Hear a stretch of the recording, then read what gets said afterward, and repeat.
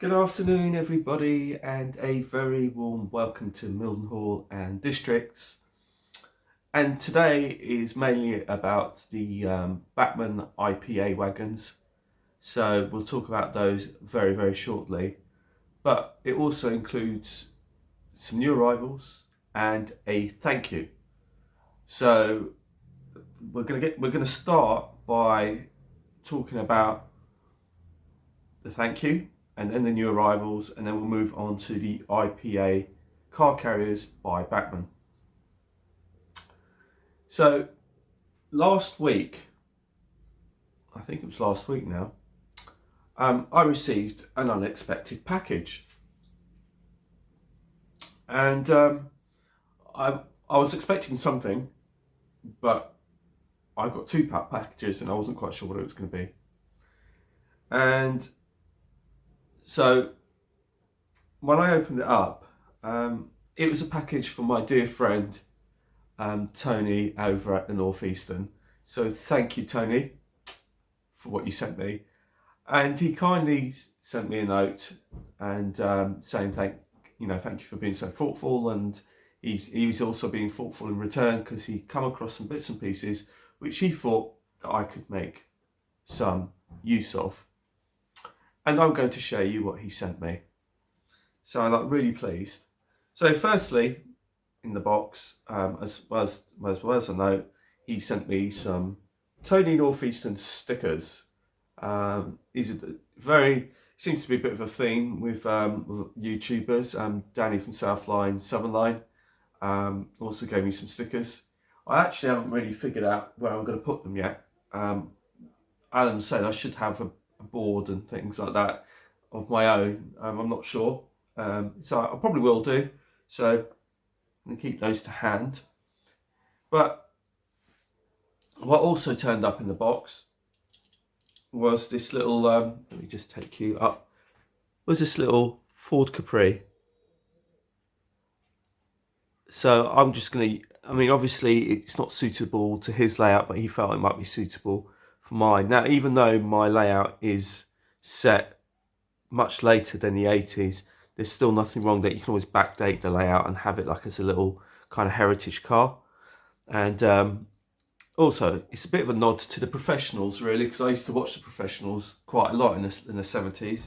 So so it was kind of Bodie and Doyle for those of you who are not old enough to remember the professionals, and maybe I am just too old now. So that's really kind of Tony to send me that. So I'm really pleased with that. But that was not all. He also sent me this Heritage Eddie Stobart trailer unit, which is really, really smart, and it's got a registration plate and everything, and it's really nice. And to go with that, he sent me the tractor unit, which is a Scania, an old school Scania, but it's a lovely Scania nonetheless. I do love my trucks, and here is said Scania in the old Eddie Stobart livery. So that's really cool. I'll just show you the back of that. So thank you so much, Tony, for sending that over. We've been trying to get hold of each other all week because I've been trying to get hold of him just to say thank you. He's been trying to return my call. So if I haven't spoken to you, Tony, on the phone, thank you for sending that over to me. I'm so grateful. The next thing to arrive, and this is nothing very special at all.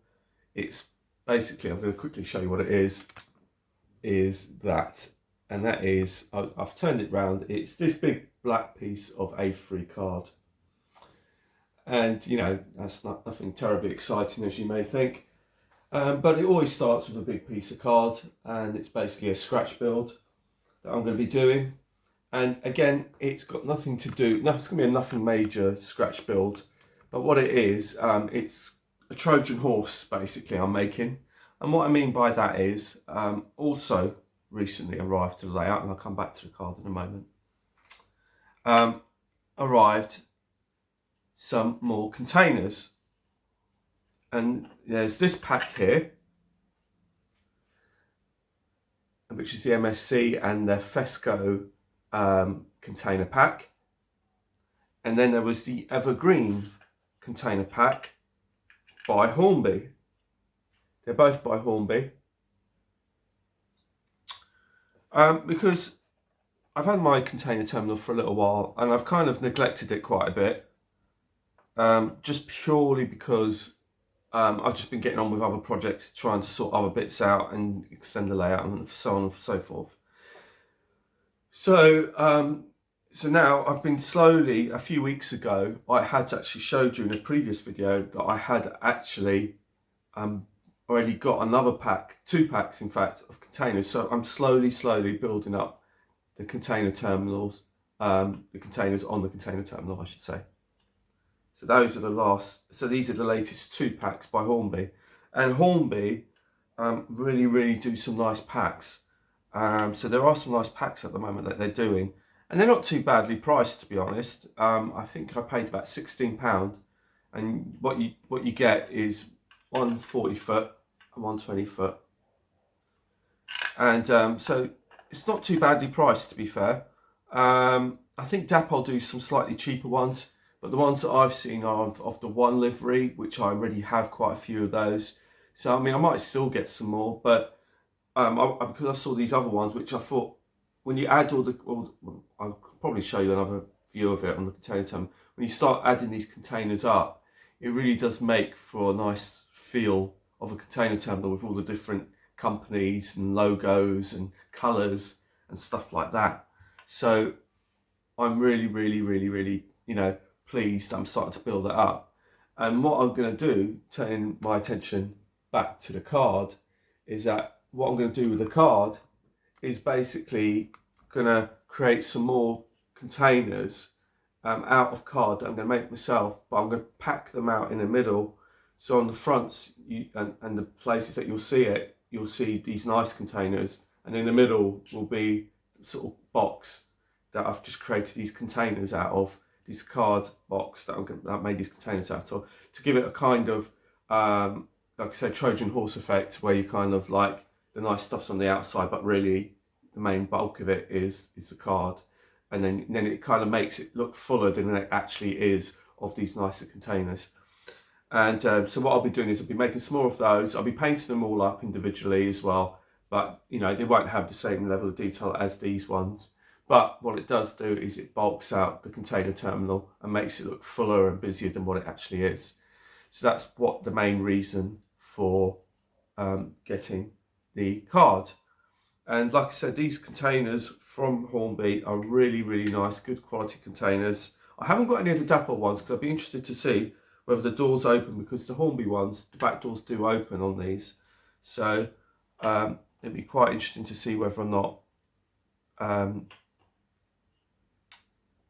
they do.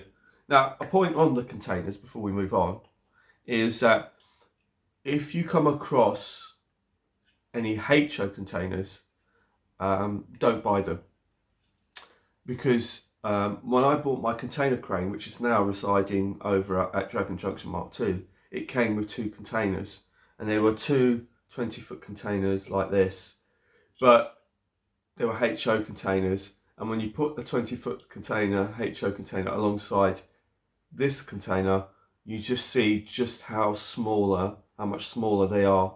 So, if you have got containers and they are double O gauge, then stick to double O gauge ones. Don't be tempted to mix and match it with HO ones, because they are far smaller than the double O gauge ones. So, next on my list of things to show you is some new arrivals to the layout. I've been in a bit of a dilemma over this one, because this particular item I've actually paid for.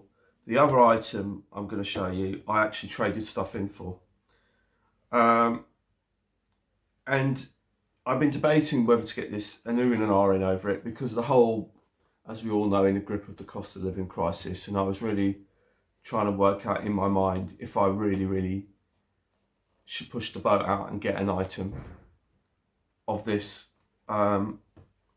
quality. And the other thing is is I do actually have one already. So let me just show you what it is, and then I'll explain it to you. Basically, this is a Bachmann, and the code is 39737ADC. And this is, for those of you who haven't read it, but basically it is the, let's do it like that. This is the Network Rail DBSO by Bachmann. And like I said, because of the whole cost of living thing, I was really oohing and ahhing as to whether I should get this one. Because after all, I do have this one. Now, this one is a kit, or a conversion I should say, that my good friend Michael Lawrence had done for me some time back. And I think many of you have seen it so many times before. And I will show you what this one looks like. This is basically how the DBSO looks, but this is the kit version. This is the one that's been running around on my layout. And now this is, I guess, the official version of the Network Rail DBSO. Now what I'll do is I'll probably put these two side by side and you can have a look at it as well. And because obviously I had this one and the cost of this one, I wasn't really sure whether I should have pushed the boat out on it. And also because what bugs me is that you seem to get penalised by companies. And I'm not sure if I've said it on video before, but it's like Bachmann originally released this as a blue-grey version. I think it was in the ScotRail version. I think those were the two first ones. And they were £90, I think they were at the time.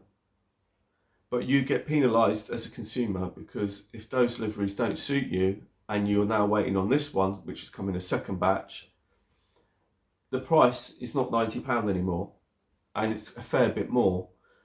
Now I picked this one up at £127 from Paul at my local model shop, whereas I've seen it on eBay for £150. Now I don't know if they've still got it, because I know that these things kind of went pretty quickly, so I don't know if there's still one knocking about on eBay or not. I don't know, but I did see one at the time going for £150. So when you think about that, I had this one, did I really want or need this one, especially at that price? That was a bit of a dilemma for me. I was constantly sort of thinking to myself, should I, shouldn't I? I have had this out of the box, and I'll go through it with you in a little bit, in more detail in a little bit. So I'll give you a comparison along with this one. And then I'll talk to you about my plans for this one. So keeping on the Network Rail theme, something else that arrived on the layout, and this is for, I didn't actually pay for this as such, although you can argue that when I bought the original stuff that I traded in, I obviously paid for it then. So I found some more rolling stock that, again, I wasn't using, and I also got rid of one of my 47s that I wasn't using as well. I just thought, you know what, I don't use it. There's no point. I'm just one of those people just hate having things here that if I'm not going to use it, what's the point? Might as well reinvest the money and make better use of it onto things that I will use. So I traded it in for this, and this is a Hornby Network Rail Class 31, and this is product code R3745 Network Rail Class 31, driver Dave Green, 31602. Now I believe, when I bought this, I did have a hunch, and I think I've seen it on another YouTube, that this is actually a second release, because I think the original release by Hornby had the Network Rail logos on the side of it, and this one doesn't. This one just says, it's plain yellow with the nameplates driver Dave Green on it, as you can see. I'm not a huge fan of 31s, to be honest, and this is my one and only 31. However, I do love I do love Network Rail stuff and the engineering, and I love trying to recreate some of the stuff that I see on the railways or via YouTube videos. So that's the reason why I've got that. Now, before we come back to these, what I will do is just quickly talk to you now about the Bachmann IPA Car Carriers. And that is these. These were recently released by Bachmann, by the Collectors Club, at £140 for a twin pack. Now, the first thing I should say is all my car carriers are second hand. I do not buy them from Bachmann direct, especially not at those prices.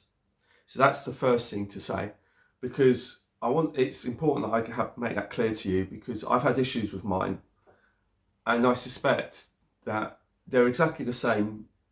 They're exactly the same as these ones that they're selling now are exactly the same as the first batch.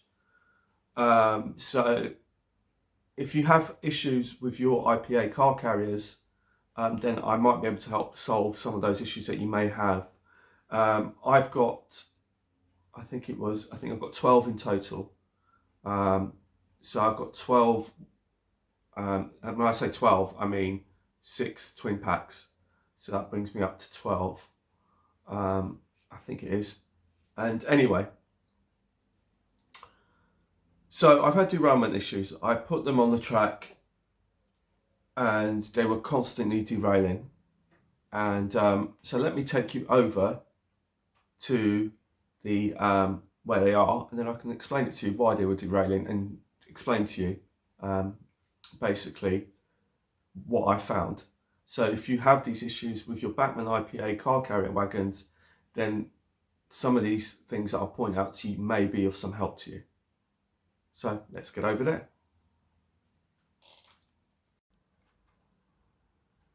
So here is my IPA car carrier wagons. And like I said, these are second-hand versions and they are in good nick. However, I have noticed that there is a number of issues with these wagons. And if you have problems with derailments with using these wagons, then maybe I might be able to help solve them. The first thing to look at is the way that you attach these wagons together. And basically, it's very, very important because there is a very subtle difference in the coupling height. Now, this is how you should couple them together, because the ends are slightly different. If I try and zoom you in a bit, you can see that these two ends here are the same. And if I spin you around, they are not the same on this end. And it's important that you keep these two ends paired. Now, it seems a bit obvious, but I did actually make that mistake where you take these things out of the box and you just want to get them on the track and try them. You just put them all together, and then I was having no end of derailments and I couldn't understand why. And basically, there is a height difference between the couplings here in the middle, and there is to the ones at the front. The ones on the front are slightly higher than the ones in the middle. So you can end up mismatching the height of the couplings, which then catch on the sleepers and on the point work. And that is something else to look out for if you have this job. So if you have problems with derailing, one of the first things to check is to make sure that they are paired up correctly. And like I said, to make sure that these two ends here, they both look the same. Make sure that they're coupled back to back as they are in front of you. The other thing with these, if I zoom you out, is I found that on some of mine, they weren't free rolling. Some of them were out of gauge and needed regauging, and they weren't actually also, they were causing quite a bit of drag. So these ones aren't too bad, these are okay, but I did have some which did have quite a lot of drag on them. So if you have derailment issues, the chances are that basically these are going to be out of gauge. And to check all the wheels, I literally checked every single axle on all of my car carriers, and pretty much all of them were out of gauge.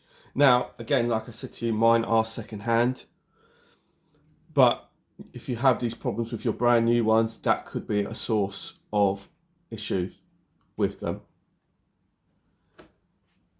And now I'm going to show you another source of issues that you might have with your car carriers.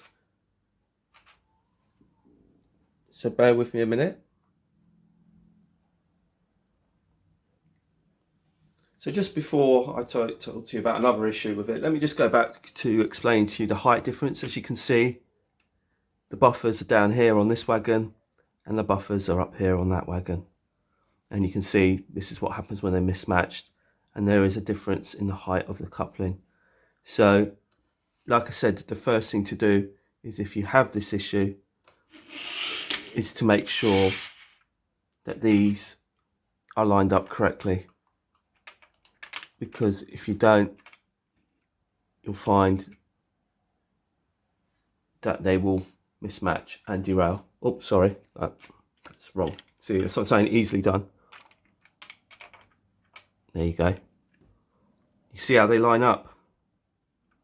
So that's why it's important. It's a very subtle difference. I didn't realise this when I was just scratching my head as to why they kept derailing. So it's because of the height difference. So let me talk to you about another issue that I found with these. So here you go. Right, the next issue I have with these is, as you can see, this truck, or this bogie I should say, it's the American thing I was thinking about, because Americans like to call them trucks. Has got some movement in it. And this is because a lot of the reason why that mine was derailing was because it's got this screw in it. And this screw was far too tight and literally had no play in it whatsoever.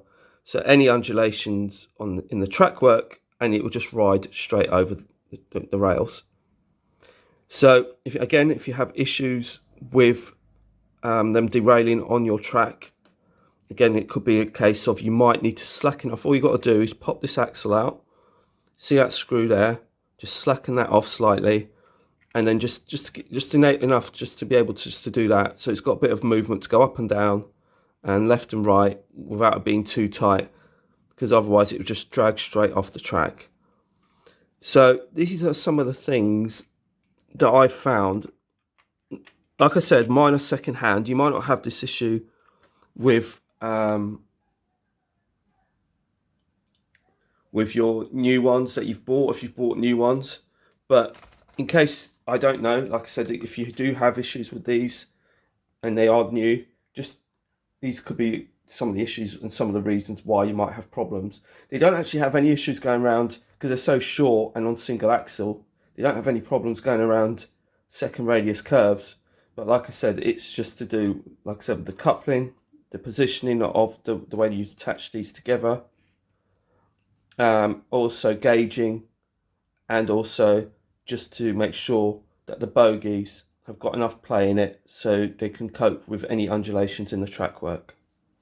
So I hope that this little kind of little guide on these little IPA car carrier wagons is of use to somebody, because to be quite honest with you, I was really looking forward to having my rake put together.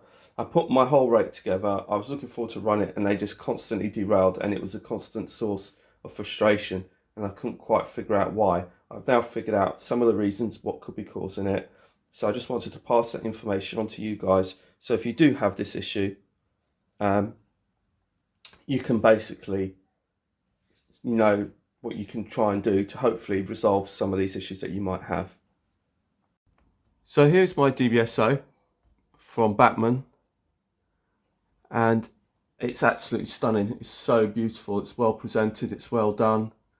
And you do get this little sort of cheat sheet function list from Bachmann to tell you what the various functions do. So you've got the lights,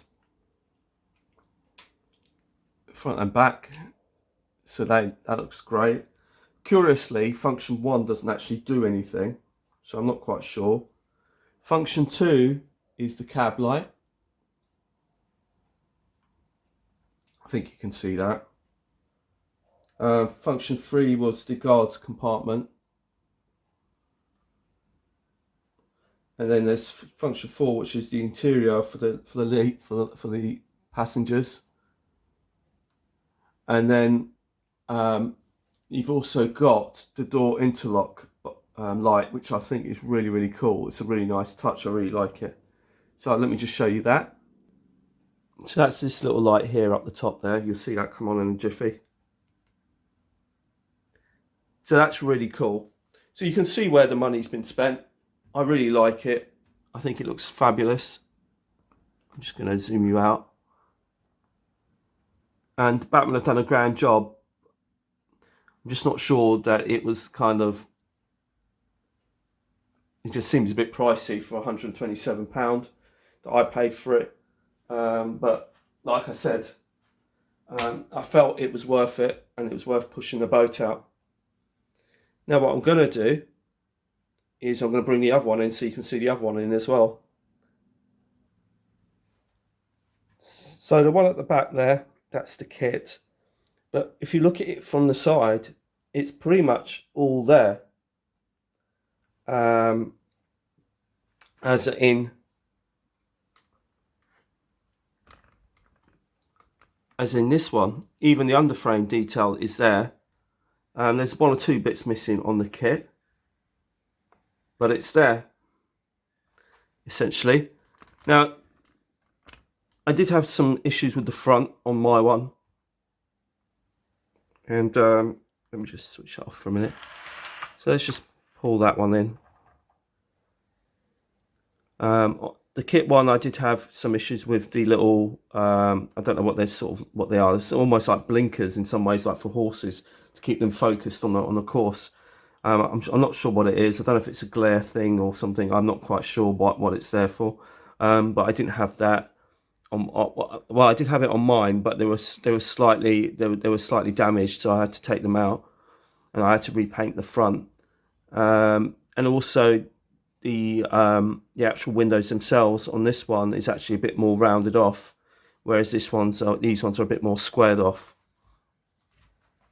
But it's a very good DBSO nonetheless, and it's very, very faithful to the real thing, both of them. I think that, Michael did a grand job on this conversion. Now, obviously, you can see that the main difference between this one, the kit one, or the conversion one, I should say, and this Bachmann one is the fact that, no, this one wants to roll, so free rolling, is that, I'll leave that one there, but that my one doesn't have any lights on it.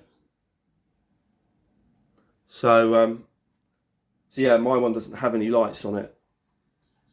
But, like I said, moving forward, what I'm planning on doing with this one is I may convert this one, since this one's the kit, I might conversion I should say, I might turn this into one of the other DBSOs that they have with some of the paraphernalia on the front.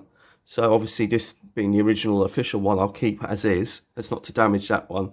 And this one, I will probably do a conversion on it and turn it into one of the other Network Rail DBSOs with some of the paraphernalia that you get, like the scanners. I think it's scanners and lights and ultrasonic lights and things like that. So I think that's what I'm going to do with this one. So then I'll have two, but there'll be two individual ones. And this one will probably run with the 37. And this one I'm planning on running with my new 31, which I will take out for you so you can have a look at that. So here is my newest arrival. And this is driver Dave Green, class 31602. I was watching a YouTube video and that caught my eye. And the reason for wanting this is I'll show you another coach which I've created. I'll show you that in a little while after this. And like I said, a lot of you probably know that I do love my Network Rail stuff. And this is one that I didn't actually have. And like I said, to be fair, I'm not a huge fan of the Class 31. However, it is a Network Rail tested train, and I do actually like it in this Network Rail livery. And I do actually like all this paraphernalia you get on the front here. Like I said, I traded some stuff in that I wasn't using, and that basically equated to this locomotive plus a few other bits and pieces. And it runs really smoothly. It runs really quiet. I think it was originally released in 2005, from what I believe. But like I said, I do believe that this one here is a second incarnation of it, because I think the original one had the Network Rail branding on it, whereas this one's just a plain yellow. And it runs really smoothly, runs really quietly. It was easy to take apart in order to put the decoder in it. It didn't come DCC fitted, it was DCC ready. It's really, really beautiful. And the detail's really, really nice on it. And I'm really glad to have it in my fleet. So I do have to show you the other end, because as you can see, this is the other end of the locomotive and all the paraphernalia is gone. There's none of these little, I think they're like spotlights or floodlights or ultrasonic beams. I'm not really quite sure. Maybe somebody will tell me in the comments. But I guess it's just all to do with testing. These were generally around with Network Rail in about 2004, 2005, I believe, around that sort of era. However, they're not with them anymore. So they tend to use Colas 37s now and all the rest of it. And some DRS stuff sometimes uses it, you know. And so it's very rare you see the 31. I don't think they've got them anymore. It's like the 57s. They used to run them with 57s, but they don't have 57s anymore. So this is my test train, and I'll show you why I wanted to go with that, why I bought this particular one as well. So some time ago, I converted this coach, and I think this is part of the structures. I think that's what they call it. They call these trains various, like some do the pantographs, others do ultrasonic. I think it's part of the structures train. And I converted one of my old Lima Mark IIs to it, and this is it. I never really run it, but I know it used to run with the 31. So again, that can run with that and one of the DBSOs, which I'll convert. And also, this is another one of my older conversions of Lima Mark II, but I put lighting in this one, so at night it can sort of go around the layout doing its scanning on the tracks. I'm assuming that's what it is, and it was just a simple little couple of LEDs, a battery pack and a switch. And I did that on this old. So again, I've got another sort of different type of test train to run. So